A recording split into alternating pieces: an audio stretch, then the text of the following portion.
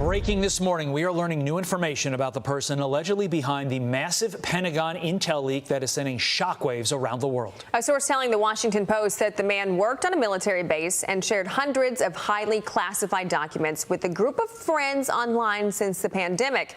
Lucas Tomlinson is live in Washington with the latest. Good morning, Lucas. Good morning, Ashley and Todd. The man behind the leaks of this classified information, which has deeply embarrassed the United States, goes by the initials OG. That, according to a young man who claims to be his online friend who spoke to the Washington Post. He is not a Russian operative. He is not a Ukrainian operative. I'll go as far to say he's not even on the east side of the world. Any claims that he is a Russian operative or pro-Russian is categorically false. He is not interested in helping any foreign agencies with their attack on the U.S. or other countries. Even more documents have been discovered by the New York Times from that online gaming chat room, this time showing alleged infighting between Russia's Federal Security Service, accusing the Russian military of, quote, obfuscating Russian casualties in Ukraine. Now, after many lawmakers have called for more accountability for the billions of dollars of American weapons and ammunition that is poured into Ukraine, John Kirby acknowledged the following. There is a small U.S. military presence at the embassy in conjunction with the defense attaché's office to help us work on accountability of the material that is going in and out of Ukraine. The United States will not have troops fighting this war in Ukraine. While American authorities appear closer to catching the suspect behind the leaks, Hugh Hewitt says this should be the FBI's top priority. It's a disaster for the United States national security interests. I think at a minimum, the FBI should stop wasting its resources on investigating documents at Mike Pence's house and Joe Biden's house and Donald Trump's house and start finding the people in the Pentagon who are compromising America's national security. There's a priority imbalance here. Each day brings more revelations from those classified documents. Here's the latest. The Defense Intelligence Agency does not believe the war in Ukraine will end this year. Guys? Lucas, so much information. We appreciate it. Thank you. Let's bring in Fox News contributor Sarah Carter. Sarah, you heard Hugh Hewitt say it. The FBI should have this as their top priority, should get this guy, get him arrested. But somehow it seems the Washington Post is able to write the lengthiest story in the history of stories, yet our intel community is like, we don't have the guy and we don't have him yet, and he can continue putting out all this very, very damaging information. How is this happening, Sarah? Well, I think this is fascinating because the Washington Post also had a 16-year-old source on this. They did get permission from the mother.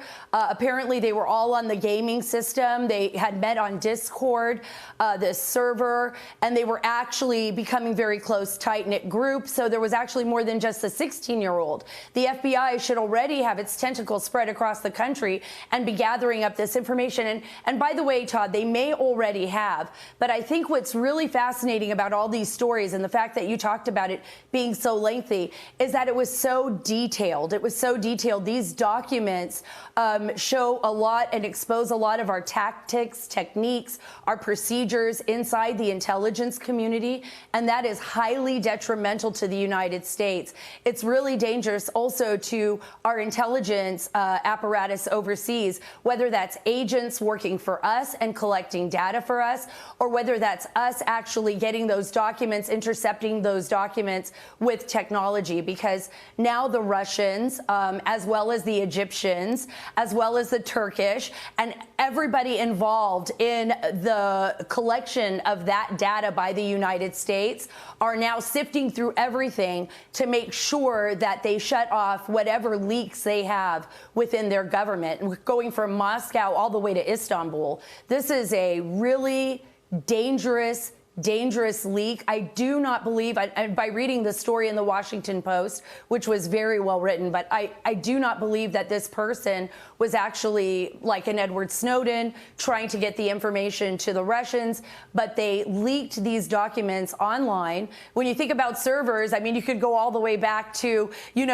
issues we had with Hillary Clinton servers and people saying that they could intercept documents. Well, this is how easy it is for documents to be intercepted, and the FBI actually failed here because and the military for that matter. They should have been able to see that these documents were being leaked.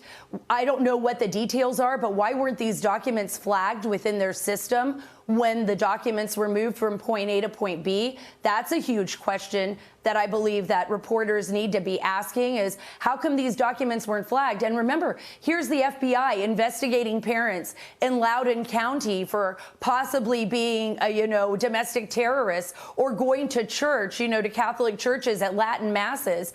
So I'm very interested why they weren't able, at least the Russia desk, why the Russia desk fell so far behind on this, and why our DIA now, our Defense Intelligence Agency, and probably our CIA is compromised because of these leaks. We could be losing so much in the future. And you use the key word dangerous. American lives are on the line. People could die because of this.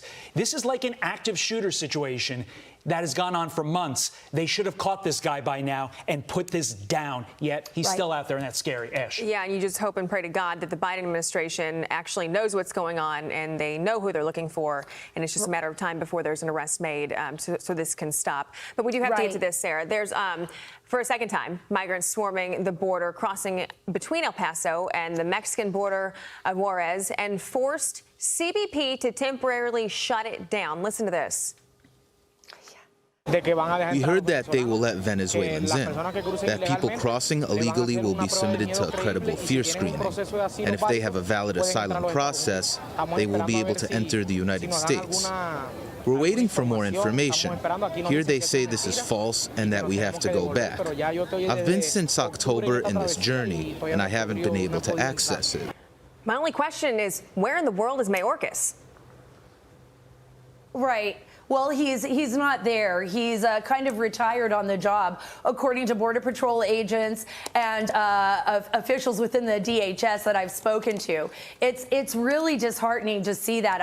I spend so much time at the border, and I can tell you, Ashley, I spend so much time down there, and to watch the floodgates open and see all of these people pouring across into our country, and our DHS, our Border Patrol in particular, as well as our Immigration and Customs Enforcement officers, don't have enough resources to keep up with the flood of people coming in.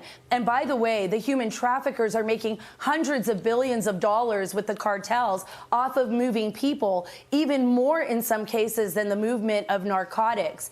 And this is all due to Biden's chaos, his lawlessness at the border with his policies. These policies have opened up the floodgates, not only in Mexico, Central America, but across the globe. And we see people coming from as far away as China. And not only that, we have to think about all of the children. We have to think about all of the people being trafficked that are also being harmed by this, being sold into modern day slavery, and the fentanyl that's killing Americans. And it's just one problem on top of the other. That's why I wrote joining the amazing club, Awesome Sauce for Kids and Parents, believe it or not. I realize that this is such a tough topic to talk to even my children about. And I wanted to join Brave Books. I said, look, let's write about the border, but let's write about it in such a way that it's palatable for children so that we can tell them a story about why rules are important and go back to the basics, those basics that not only protect our country, but would also protect the people that you see in that video struggling to come in here. Sarah, they're not getting that in school, so go get the book. Sarah Carter, we appreciate your time. Thank you so much.